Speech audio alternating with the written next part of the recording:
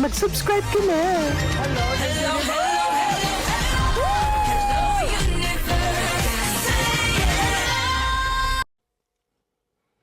Hello mga buweks! Magandang araw sa inyong lahat. Galaw-galaw para hindi mapaimbornal. Hello sa ating mga subscribers dyan. Ganun din sa ating mga new subscribers. Welcome to Parade of Beauty! If you are here today, welcome to the new era of beauty.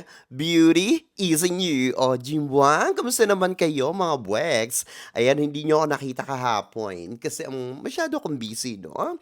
Pero hello po sa mga nanonood dyan. Please don't forget to subscribe to my channel, click your notification bell para mas updated kayo sa ating mga chika everyday and night sa mundo ng pageantry. And please like this video. Thank you so much sa mga nag-like. Sa mga hindi pa nagla-like, galaw-galaw para hindi mapaimbornal. Kung ayaw, may stroke. Diba? Charito. Anyway, mga buweks, ito na nga, nakakaloka naman. Ito na ang ating Miss International Philippines 2025. Isingit ko lang to na si Mirna Isguera o Divuan Taray talagang nag-iba na ang kanyang looks ngayon, ang kanyang aurahan. Mukhang pinalambot ng binibining Pilipinas ang ating reyna. Para itong dinawni o dinawni talaga. In fairness naman, mas lalong lumitaw ang kanyang beauty. Ngayong papalapit na ang Miss International 2025 na gaganapin sa bansang Japan. Ayan no, sa Tokyo, Japan. Diba? Kudos naman kay Mirna Isguera, talagang na-maintain niya ang kanyang body, ang kanyang beauty, ang kanyang aura-aurahan. Diba? Nakakaloka at talaga naman yung kanyang styling ay palong-palo, kaya namang kudos sa kanyang team, no? Ang galing-galing. Napakaganda ni Mirna Isguera. Sana makuha natin yung ating susunod na corona dito sa Miss International kasi nakikita ko dito kay Mirna ay talagang palaban na palaban itong ating reyna at talaga naman namamayagpag ang kanyang buong kalibre sa mga latik o diwa. Talagang nagwawala na mga latik na pangmalakasan daw ang ating reyna. Kaya naman sa kanilang mga hot picks ay nangunguna ang ating reyna from the Philippines. Diwa? Kamusta naman ang mga dilulo? Kamusta naman ang mga sibuyas? Diba? Meron ba silang ganyang kaganda, ganyang kalibre sa ating reyna, sa ating mga reyna pagdating sa mundo ng pageantry international? Ay, diba? May ibubuga ba itong mga dilulong ito? Diba? Kaya nga nagwawala din sila. Bakit daw laging number 1 ang Philippines sa mga hot picks ng mga latik, no? Pero syempre, ingat-ingat din. Ito mga latik na ito, mga cloud chaser din, no? Pagdating na ng finals, pag malapit na ilalagapak nila ang Philippines, no? Sanay na ako sa mga ganyang galawan, mga buweks. Pero syempre, malaking tulong pa rin yan na number 1 nila yung Philippines, di ba? Syempre, for ano rin yan, for a clout din.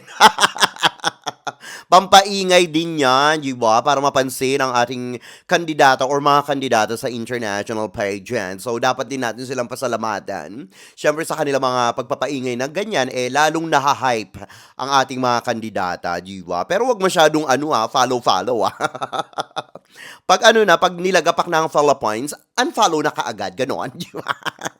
Kasi minsan nilalagay nila yan sa top 5, ganyan, o kaya top 1. Tapos pag ayan na, malapit na yung preliminary, no? Or after ng preliminary, o kaya finals na, ganyan, no? Makikita mo ang Philippines, nandun na sa bottom. Sana all na bottom, di ba, Charito? So, ayun, no? Nilalagay nila sa pinaka-bottom talaga, no? Wala na sa top 5. Okay pa sana kung nasa top 5 pero ayan, after nga ng preliminary, no, ayan, syempre iha-hype na nila yung sarili nilang kandidata doon sa kanilang latik country, no. Ito mga na ito mauutak din no. Kunyari may kilala pa akong mga ganyan na mga Facebook pages, mga Instagram accounts, mga vloggers, no, mga latik, ganyan. Ilalagay nila sa number 1 ang Philippines. Tapos pag malapit na ang finals, ilalagapak nila. Kulang na nga lang, ibalibag nila. Yung iba kasi tinatanggal pa sa top 20, ganyan yung mga galawan ng mga latik, no? Para nga naman maakuha ng mga followers, di ba? Ng mga subscribers. Pero hindi naman lahat. Meron namang mga iba na tulad ng mga vloggers na talagang gustong-gusto ang follow points, no? So, kudos sa mga vloggers na yan na talaga namang naniniwala sa follow points, no? Pati mga pageant pages at ganun din yung mga Instagram accounts na talagang inaano nila, talagang hindi naman sinasamba pero malaking tiwala nila sa follow points, no? Kahit na malapit ang finals ay talaga namang hindi nila nilalagapak ang follow points. Pero marami pa rin mga latik na ganyang maglaro, no? Kaya ingat-ingat din sa mga fina-follow, di ba? Mas i-follow niyo yung mga Filipino vloggers at saka mga pageant pages, ganyan. Mas ano yan, mas legit yung mga Pinoy, ang ating mga kababayan. Siyempre, ang susuportahan niyan ay ang ano natin, mga Philippine Queens, di ba? Hindi ang mga ibang bansa, di ba? So, ganun lang yun. But anyway, good luck dito sa ating reynang si Mirna Isguera na talaga naman laban na laban para sa Miss International 2025 na gaganapin sa Tokyo, Japan, di ba? At syempre, pupunta tayo dyan, no? Hindi pa nagbabagong isip ko. Nandun pa rin ako sa momentum na gusto kong manood ng Miss International. Why not, di ba? Anyway, dito naman tayo sa isa pa nating discussion.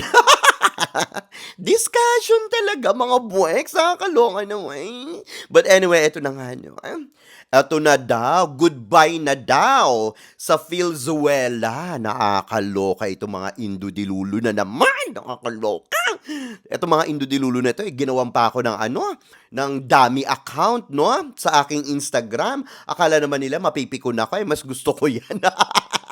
Sige, paingahin nila ang aking pangalan. Bahala sila sa buhay nila. Pasikahatin nila ako. Ay magugulat naman sila pag sinuportahan kong kanilang reyna. Di ba? Siyempre, alam nyo na. Magulat na lang sila. Siyempre, magla-like din sila sa mga post ko. Manonood din sila ng mga videos ko. Di ba? Alam nyo na, mga dilulo. But anyway, ito na nga, no, ang sabi daw nila, no more daw. Venezuela, goodbye daw Philippines and Venezuela.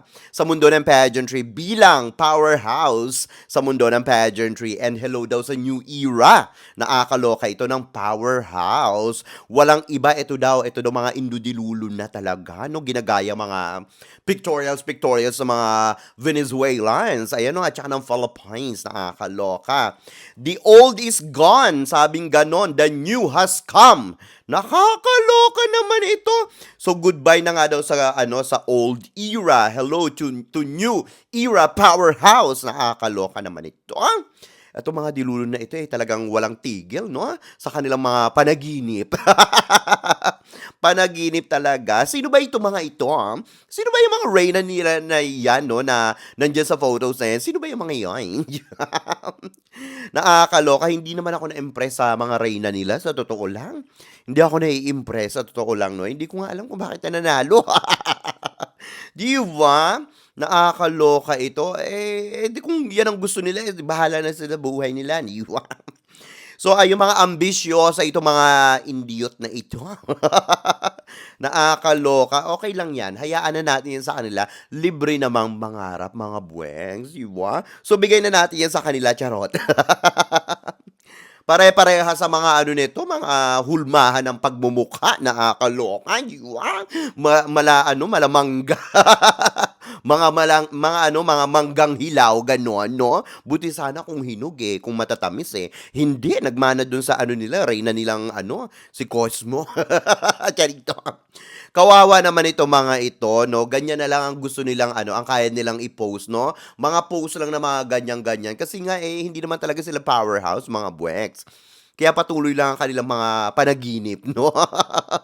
Ibigay na nga yan sa kanila, bahala na sila sa buhay nila, mga punyetas sila, di ba? Palala ng palala, itong mga Indodilulo na ito. Sakit na yata nila yan, ang mga harap ng gising, di ba? Sakit na talaga nila, palala na ng palala ang kanila mga pagdidelusyonal, di ba? Sa mundo ng pageantry, wala na akong masabi sa kanila, no? Talagang tinotodo na nila kahit nga hindi nanalo, talagang sinasabi nila na talagang sila daw ang powerhouse kahit na hindi nanalo. Kahit nga sa ranking nga ng supranational, sila daw ang namamayagpag sa supranational. Di ba? Nakakaloka. Iisa pa lang naman yung corona nila. Di ba? Marami pa silang kakaining bigas. Di ba? Ito mga ito, mga buwakan ng inang to. Di ba? Marami pa silang kakaining bigas. Sa totoo lang, no? Siguro sa nila, sa malalang panaginip nila, pwede sila maging powerhouse kung yan ang gusto nila. Mga assuming, di ba? Assuming to the highest level itong mga ito. Ang tanong ko lang po, no, kailan pa? Kailan pa ba sila naging powerhouse? Naitalaga na ba yan sa sa diksyonaryo? Nasa mapa na ba yan ng mundo? Ni hindi nga sila makita dahil nasa lower map sila. Ito mga dilulong ito, ano? Mga delusyonal, mga hayop. Nakakaloka. Panalunin muna nilang Miss Universe, di ba? Pati yung apat na major pageants talaga, di ba? Tulad ng Miss Universe, Miss Earth, Miss International, ganyan, at saka Miss World, di ba? Meron na silang Miss Earth tuloy. Meron na silang Miss International. Okay, meron na ba? Kung hindi ako nagkakamali. Parang tingnan nyo yan, halimbawa, no? Hindi man lang tumatak sa utak ko kung meron na silang Miss International. Wala pa yata, hindi ko na matandaan. Ang pagkakaalam ko, Thailand. Ayan, no? Meron na ba sila? Wala pa yata, di ba? I-comment nyo nga sa comment section. So, ayun. Ang sabi nila, goodbye daw sa daw yun, sa gold. Ayan, sa new era na daw. Ang di ba? Welcome daw to the new era. Ito lang masasabi ko lang dyan, no, mga buweks. Old but gold. Di ba? Hindi nila mababago yan. Eh yung sinasabi nilang new era but unknown, di ba? Unknown sa mundo ng pageantry. Hindi nga sila makilala sa hindi nga sila na, anong tawag dito, na recognize na powerhouse, di ba? Mga dilulubuti pa ang mga Thailand, yung mga chay-chay, kahit na nakaka-penetrate sila sa mundo ng pageantry, hindi sila nagyayabang-yabang na mga ganyan-ganyan. Kahit nga mga vichin di ba? Hindi sila na mga nagagaganyan, no? Talagang itong mga, mga dilulong ito, talagang to the highest level yung kanilang, pagkadilulo, no? Hindi naman siguro, yan? Hindi naman siguro sila powerhouse. Saan ba galing yan? Hindi naman kagandahan yung lahat ng kandidata nila, no? Sa totoo lang. Venezuela lang talaga, at saka Philippines, di ba? Beauty and brain, gano'n, di ba? Bigyan na natin yung beauty sa Venezuela, sa atin ang brain and beauty, di ba? Kasi magaganda lang naman din sila, Hindi naman sila bumubuga ng apuay, di ba? Hindi naman sila lumalamon ng mikropono, pero wala tayong magagawa, powerhouse pa rin sila, no? Dati. Ngayon, Philippines na, di ba? Philippines pa rin ako. Doon pa rin ako sa Philippines, no? Never gets old, di ba? Ang Pilipinas. Palaban na rin kasi ngayon yung mga buweks, no? In fairness naman sa Indonesia, no? Actually, yung mga pinapadala nila mga kandidata sa international pageants, mga palaban na rin naman talaga, di ba? Pero syempre, kahit na palaban ang mga Indonesian queens, no? Hindi pa rin talaga nagpapatalo at nagpapakabog ang ating mga Pinay queens sa mundo ng pageantry, lalong-lalo na sa international pageants, di ba? Kaya Philippines pa rin ako. Philippines talaga, di ba? Old and new, di ba? Talagang yan, hindi yan matitibag, di ba? Itong Philippines and Venezuela ay talagang legit, no? Legit na masasabi kong, ayan, no, na powerhouse sa mundo ng pageantry. Wala pang tumitibag sa kanila, mga buweks, no? Kung may titibag sa kanila, sila na ba? Sila na ba ang tumibag? Ganun ba? Nasaan ang pruweba? Nasaan ang Nasaan ang resibo? Di ba? Hindi pa nga nila napapatunayan ng kanilang mga, mga reyna, di ba? May napanalunan na ba? Wala pa naman, di ba? Nanalo pero may lagay, ganon, di ba? May lubi-lubi. Good luck, di ba? Hindi naman lahat ng beauty pageants, ganyan mga buweks na kailangan may lubi-lubi, no? Ito lang mga kaya lang na mga yung mga kaya kaya lang nilang ilubi-lubi, no? Yung mga lagay-lagay, yun lang yung siguro yung napapanalunan nila. Pero katulad nga ng Miss Earth, Miss Universe, Miss International, Miss World, ayan ang hindi pa nila kaya siguro, talagang kailangan nila magpadala ng mga pangmalakasang kandidata bago nila masungkit itong mga major pageants na ito, di ba? But anyway, mga buweks, ano masasabi nyo dito sa ating mga chika ngayong araw na ito?